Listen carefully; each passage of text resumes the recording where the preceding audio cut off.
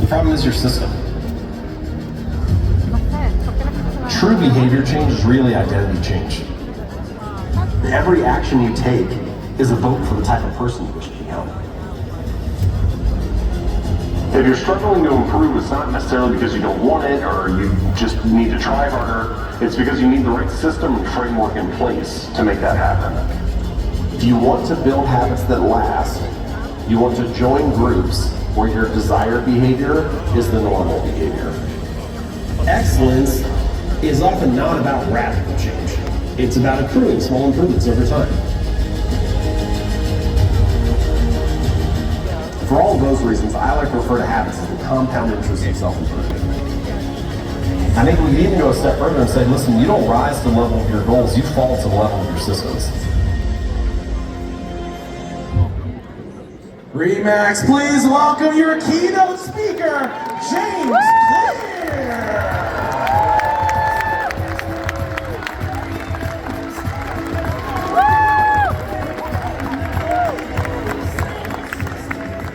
Thank you. One of those wavy glow things, that's cool. We got the U.S. hockey team out here. All right, I write about building good habits and breaking bad ones. What better city in the world to talk about building good habits than the city where everybody comes to build their worst habits? I don't have a lot of time today, but in the next 30, 40 minutes, what I want to do is take the big pillar ideas from Atomic Habits, this book that I wrote that went on to, I don't know, become this crazy thing that sold millions of copies, and share the big ideas with you, and then break down some practical, actionable strategies that you can use so you can walk out of here and be like, you know what, I have a couple things I can implement right now. And the thing about habits is they touch every part of our lives, you know, personal, professional, and my hope is that when you leave tonight, that you feel like, I got stuff I can use everywhere. You know, I can use this for myself, for my kids, for my parents, and of course, I can use it to build a business and to be more successful. So I like to dive into these topics through the lens of different stories. The first story that I like to share is the story of the British cycling team. For many years, British cycling was very mediocre. They had very modest performance on the world stage. The premier race in cycling is the Tour de France. The British team had never won. It had been like 110 years the race had been around. I always say, like, imagine the most average person that you work with. Don't look at him. He's right there. All right. For many years, cycling was that person, right? They had this very modest performance. And of course, they wanted to change this. You know, they wanted to perform at a higher level. They wanted to fulfill their potential. And so they brought in this new performance director, this coach named Dave Brailsford. Brailsford had one concept, one idea, that made him a little bit different than the coaches that had come before. And he referred to that concept as the aggregation of marginal gains. Okay, the aggregation of marginal gains. And the way that he described it was the 1% improvement in nearly everything that we do related to cycling. So they started with a bunch of things that you would expect a cycling team to do. You know, they put on a more ergonomic seat, they changed out lighter tires, they designed a trailer that carries a lot of the bikes in each major events. They painted the walls and the floor white so they could better spot little bits of dirt and dust, you know, getting the gears and the greater performance effects. But then they started to make these small improvements that most other teams weren't thinking about. Like they hired a surgeon to come and teach each rider how to wash their hands to reduce the risk of catching a cold or getting the flu. They have two different types of racing suits. They have indoor racing suits and outdoor racing suits. And they tested those fabrics in a wind tunnel. And they found out that the indoor suit was lighter and more aerodynamic. So they asked all of their riders to wear that fabric when they race.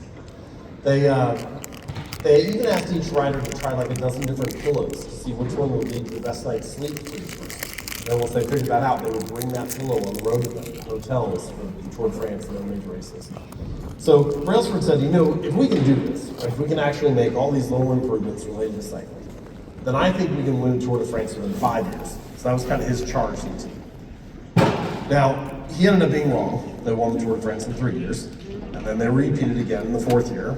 And then after a 1-year break, they won the next 3 in a row. So after having never won for 110 plus years, suddenly they won 5 out of 6. But it was really at the Olympics in London, 2012. I don't know if you all remember this. You got men's team, women's team, dozens of riders, dozens of events. And the British cycling team won 70% of the gold medals in it. And so this idea that small improvements are not just like nice to have, they're not just a bonus or something like cherry on top of your performance, but that they can actually be the pathway to unlocking elite levels of success, exceptional levels of performance. I think it's a little surprising, a little counterintuitive, and so what we're really saying is that excellence is not about radical change. It's often about improving small improvements over time. It's about doing the fundamentals that pretty much everybody knows that they should be doing, but they're either too bored or unfocused to follow through on it. Now, you probably have heard something kind of like this before. Kaizen, continuous improvement, get a little better each day. But even though the idea is fairly straightforward, most people don't take it seriously.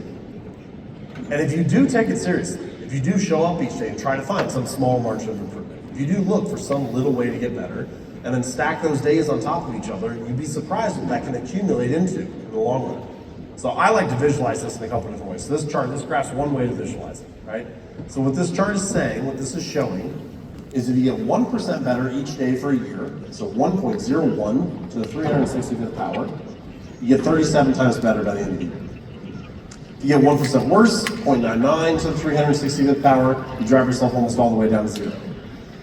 Now, a chart like this, a graph like this is really just showing compound interest, right? This is a compounding curve. And real life is not exactly like compound interest. Your habits are not exactly like some mathematical formula. But I think a chart like this does a good job of encapsulating what the process of behavior change feels like. What's it like in the real world to actually build a new habit? A lot of the time it feels like this. Imagine you're at day 1 on this curve. There's almost no separation between the choice that's 1% better or 1% worse. What is the difference between the person who reads for 10 minutes a day or the person who doesn't read at all? Basically nothing. Reading for 10 minutes does not make you a genius. But the person who always goes to bed a little bit smarter than they were when they woke up, the person who always finds a little bit of time to learn something new, over 5 or 10 or 20 years, that's a meaningful difference in wisdom and insight. Who's the person on your team that you can always trust to make one extra call, or get one additional task done? Again, doing one extra thing today does not make you an all-star. But over a 5 or 10 or 20-year career, the person who always makes one extra sales call each day, that leads to a meaningful difference in output. And so we see this pattern again and again throughout life, which is what starts out small and is relatively insignificant. It's pretty easy to dismiss on a daily basis. It compounds, multiplies, transforms, grows into something much greater over time. We're all just doing a normal thing, right? You're just like following your habits. And then it's like one day, 3 years from now, knock, knock, who's there? Oh, the consequences of my past decisions. Turns out this stuff creeps up on you. I feel myself needing water. We all know this. We have all felt this from going through life, which is habits are a double-edged sword. They can either build you up or they can cut you down. And I think that's a good reason, a strong argument, for why you want to understand how habits work so that you can be the architect of your habits and not the victim of them.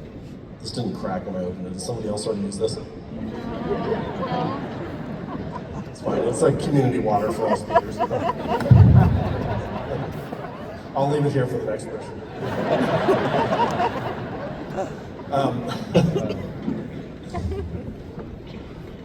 What I'm getting at is that habits are the compound interest of self-improvement.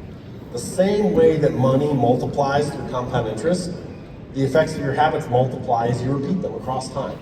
Time will magnify whatever you do. So if you have good habits, time becomes your ally. And every day that goes by, you put yourself in a stronger position. If you have bad habits, time becomes your enemy. And every day that goes by, you dig the hole a little bit deeper. And so this is the first big idea that I want to get across today. This concept of getting 1% better each day, it's not actually about the number. It's not like, oh, is it 1% or 1.6% or whatever. It's a philosophy. It's an attitude, a way of living, where you show up and you try to find some small way to improve, and you trust that if you do it again tomorrow and keep stacking those days together, what you do is you put yourself on a better trajectory. And there's a big difference between focusing on position versus trajectory. So much of our discussion about things in life is focused on position. how much money's in the bank account, what's the current stock price, what's the number on the scale, what are the quarterly earnings. We have all these measurements to determine our current position. And if the position isn't what we want it to be, then we start to point fingers, or we feel frustrated, or we get guilty, or annoyed. And what I'm encouraging is to say, listen, just for a minute, it's not that the measurements don't have a purpose, just for a minute, can we stop worrying so much about our current position and focus a little bit more on our current trajectory? Am I getting 1% better or 1% worse? Is the arrow pointed up and to the right, or have we flatlined? Because if you're on a good trajectory, all you need is time. I saw that. I liked that one. If you're on a good trajectory, all you need is time. You just need to let the days keep working for you. But if you're on a bad trajectory, it's not going to end well, even if you're in a strong position right now. And so what you find out is that being an expert or being a beginner is less about whether you have that label and more about if you're on the path. Have you been an expert this week? Are you doing the things that are required for that? Or are you doing something else? And so it's about the consistency of the habits. It's about the consistency of the process and the work. Now, if you buy into this, you say, okay, fine, I can see how 1% changes improve, or how this can add up into something much greater over time. One question you could have is, well, if this is so powerful, if it's so meaningful, and it's like relatively easy to do, as you say, why don't more people do it? Why are habits so hard to build? We have all those narratives about how difficult it is to change behavior, how hard it is to build new habits, and so on. And one of the common critiques or things that you'll hear people say, one of the narratives that we kind of have going around is, well, maybe if you really wanted it, then you would do it. Maybe if you just had more discipline or grit or willpower or persistence. And I don't want to totally dismiss that, because certainly discipline and grit and willpower are very important qualities in life. But I don't know that that answer is quite right. I think many people, I bet most people in this room right now, genuinely do want to fulfill their potential, genuinely would like to perform at a higher level. And so what I would say is, look, if you're struggling to improve, the problem isn't you, the problem is your system. We don't change, not because we don't want to change, but because we have the wrong system for change. I mean, you'd even go a step further and say, listen, you don't rise to the level of your goals, you fall to the level of your systems. So often in life we're told, hey, you need to set a more ambitious goal, think bigger. I'm an author, right? So I could set a goal to sell 100 million books. It took me 3 seconds. The goal is not the hard part. It's building a system of behaviors, a collection of habits that leads you toward that outcome. There's this interesting dynamic, which is in many domains in life, the winners and the losers often have the same goals. I mean, like, take the Olympics, for example. Presumably every athlete at the Olympic Games has the goal of winning the gold medal. But the goal is not the thing that determines the outcome. It's coaching and strategy, genetic ability, how much sleep they got the night before, like all a collection of factors, right? Or if you have a job opening and 100 people apply, presumably every candidate has the goal of getting the job. That's why they applied. The goal does not determine the outcome. It's education, experience, presentation skills in the interview, who they know at the company, again, all sorts of things. And so if I was going to put a little finer point on the language, what do I mean when I say goal and system? Your goal is your desired outcome, the target, the thing you're shooting for. What is your system? It's the collection of daily habits that you follow. And if there is ever a gap between your goal and your system, if there's ever a gap between your desired outcome and your daily habits will always win. I mean, almost by definition, your current habits are perfectly designed for your current results. So whatever system you've been running for the last 6 months or year or 2 years, it's led you almost inevitably to the results that you have right now. Now look, I'm not saying that habits are the only thing that matter in life. Like, certainly there's luck and randomness, there's misfortune. There are other things that can influence outcomes. But by definition, luck and randomness are not under your control, and your habits are. And the only reasonable, rational approach in life is to focus on the pieces of the situation that are within your control. So, I've had a couple years since the book has come out, talked to a lot of different teams and organizations about some of these concepts, and where I've come down on it is, goals are good for people who care about winning once. Systems are best for people who care about winning repeatedly. If you want to make progress again and again, if you want to achieve high performance and stay up there, if you want high quality to be the standard, you need some type of process, some collection of habits to keep you up there. Now, I'm setting this up like a dichotomy, right, with goals and systems. Of course, what we really want is both, right? We want an alignment between your desired outcome, your goal, and your daily habits, your system. But the problem is, a lot of the time, people sit down and spend all this energy and time planning and setting goals, and comparatively little time focused on systems and process and habits. And so I think what I want to do is focus on how we build this machine. How do we optimize and change our habits? How do we adjust the gears of this system that we're running? So that's what I'm going to do now. Let's break this down for you. All right, so there are 4 stages to a habit. Let's see what this one is.